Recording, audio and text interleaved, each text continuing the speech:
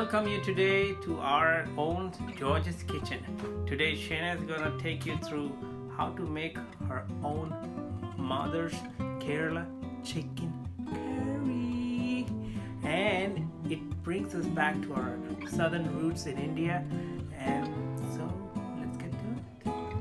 Now, you're going to put some clear vegetable oil in a wok. We use a wok because it's just easy and really nice to handle. You could use whatever dish or stock pot that you have. Now, you're going to put clear vegetable oil. I put my hand over it just to see if it's hot enough yet. You're going to wait till it gets really hot. Now, I always say that Indian parents always use a silver spoon, right? This really simple silver spoon to measure their ingredients. Now, I never ever heard my mom or saw my mom use a measuring spoon or anything like that. So we use a silver spoon to measure all of our ingredients. So when I say teaspoon, half a teaspoon, I'm talking about a regular silver spoon that you have in your house. All right?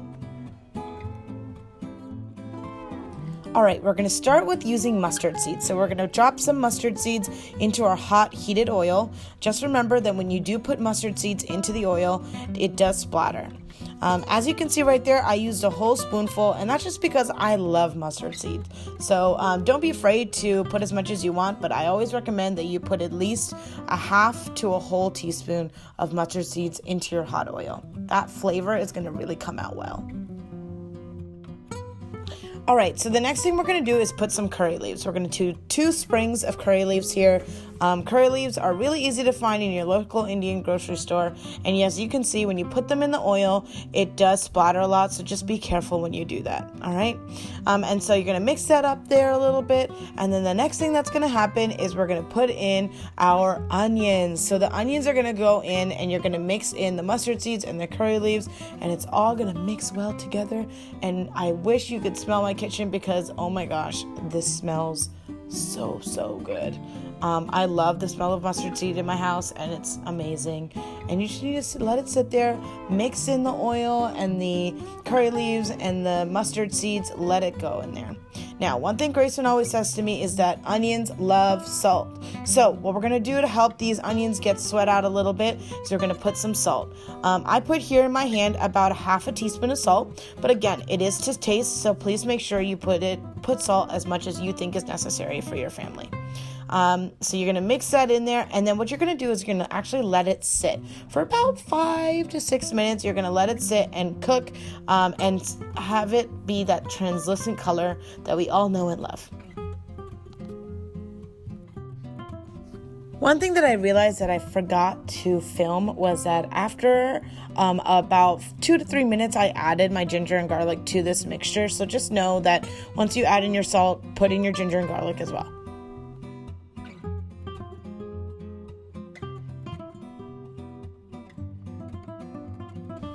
So the first thing we're going to do once your onions are done is you're going to turn your stove down to a simmer. Now the reason why we do this is because we do not want our spices to burn. The first spice we are going to use is red chili powder. So red chili powder, we're going to put in about 2 teaspoons of red chili powder.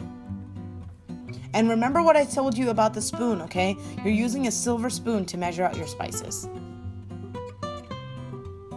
Now, if I can get this jar to close, the next spice we're going to do is coriander powder. We're going to have 3 teaspoons of coriander powder into our mixture.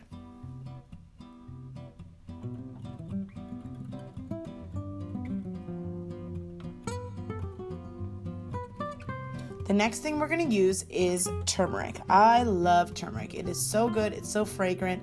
Just remember, it does stain clothes, so be careful handling it.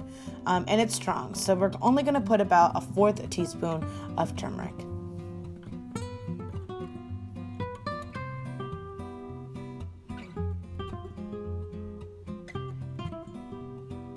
The next spice we're going to use is Garam Masala.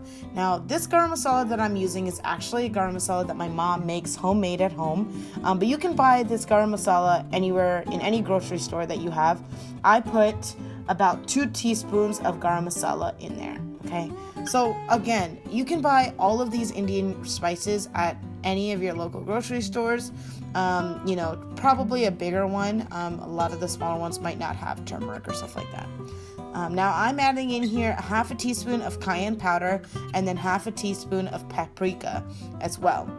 Now, for all of my spice challenge friends out there, please remember that this is a spicy recipe, so if you need to adjust the spice to you, I would suggest taking away the cayenne powder and the paprika and just keeping with the red chili powder, and maybe even going down to a teaspoon and a half of red chili powder.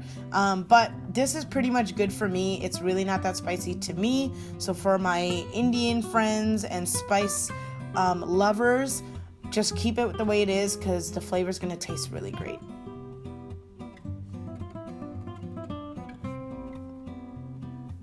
Now what you're going to do is you're going to mix all of this up. Now, I hate not using all of the spices, so I make sure that I get all the spices off of the sides. I mix it real good, and I never let anything go to waste. So just make sure you mix it really well.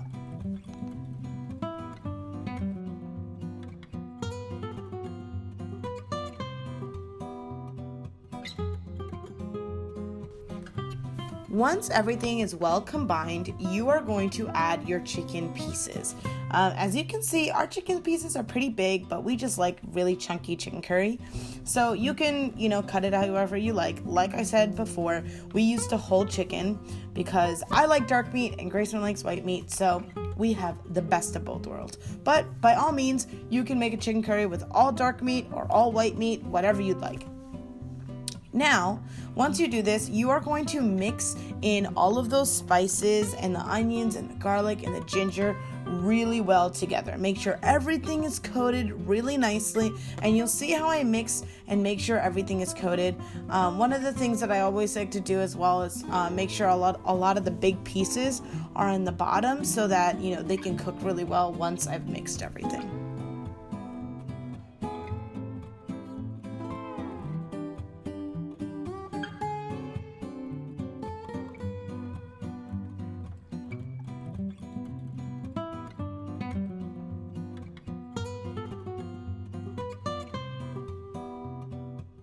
Once you see that all of your chicken is really well combined, you're going to drizzle on some olive oil to fry it. Now, the frying process is going to really get those spices and that curry really to have a rounded taste to it. We're going to mix this up a little bit. I eyeballed it pretty much with the olive oil. But one thing I will let you guys know is you're just going to let this sit for about 20 to 30 minutes, and you're going to mix every 5 minutes. You're going to come back and mix it and make sure it's not sticking to the bottom of the pan.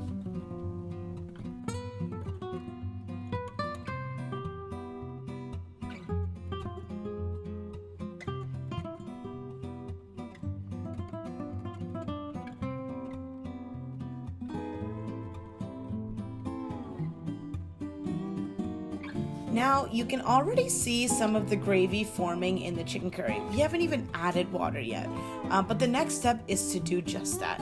Now, depending on what your preference is, me and Graceman like a thicker gravy for our chicken curry, so we are going to add about 1/4 of a cup of water. Now, a lot of other people like to add more water than that, but I just know that there's still going to be a lot more water coming out of this chicken, so I don't want to add too much. So that's why I added 1/4 of a cup. Feel free if you want more gravy than what you're going to see here, you can add more. But I stopped there and I pretty much don't add any more. Now, once you do this, the cool thing about chicken curry is that you're just going to let it sit. Now, after this, you're going to let it sit for another 10 to 15 minutes, and you'll see a lot of this water going to come out, and you're going to see this beautiful curry forming, and all the chicken is going to be marinated, and it's going to smell divine. Oh my gosh, my kitchen smells amazing. So let it sit. Don't do anything. Wow, that is an awesome chicken curry. The full recipe is in the description below, and if you decide to make this recipe, make sure you comment below and let us know what you think. Also, if there's any other Kerala dishes that you want us to try, let us know, and maybe that's the next video that we'll do.